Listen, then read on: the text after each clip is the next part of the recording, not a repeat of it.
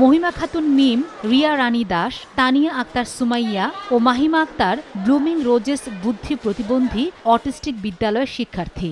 জন্মগত প্রতিবন্ধকতার শিকার এই শিশুদের ভবিষ্যৎ নিয়ে একসময় অনিশ্চয়তায় ছিলেন পরিবার। তবে প্রায় ১২ থেকে ১৩ বছর আগে শিশুশ্রেণীতে ভর্তি হওয়ার পর থেকে পাল্টাতে থাকে তাদের জীবনচিত্র।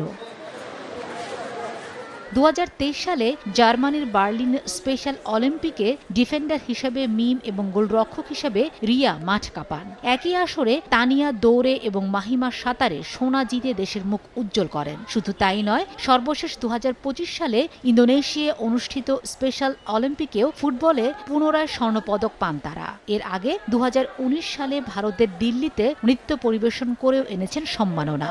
সন্তানদের এমন অর্জনে এখন গর্বিত অভিভাবকরা। মেয়েরা আমার এত প্রাউড করেছে, এত গর্ববোধ করেছে তারা। স্যার ম্যাডামের কাছে দুঃখিত। আমি সব সময় তাই টাকা পয়সা দিয়ে আমি তাই তুলতাম পারতেছি না। সমাজে অনেক সমালোচনা করছে আমাকে নিয়ে, আমার বাচ্চাগুলো নিয়ে খুব সমালোচনা করছে। শিক্ষার্থীদের এমন সাফল্য অর্জনে বিদ্যালয় কর্তৃপক্ষের সহযোগিতা আর তাদের অদম্য ইচ্ছাকেই কৃতিত্ব দিচ্ছেন শিক্ষকরা। খুব চেষ্টা করি যে তারা বিভিন্ন সেক্টরে যেন ওরা ডেভেলপ করতে পারে। স্পেশাল অলিম্পিকে আমরা সুযোগ পাইছি, সুযোগ পাওয়ার সাথে সাথে আমরা ওদেরকে উপস্থাপন করি। এদিকে আন্তর্জাতিক অঙ্গনে জেলার নাম উজ্জ্বল করায় শিক্ষার্থীদের শুভেচ্ছা জানিয়ে বিদ্যালয়টির সার্বিক উন্নয়নে পাশে থাকার আশ্বাস দিয়েছেন স্থানীয় প্রশাসন।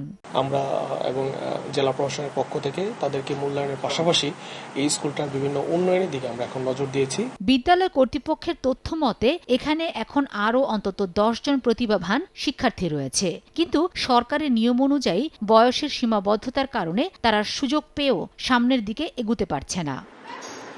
সময় সংবাদ, মৌলভীবাজার।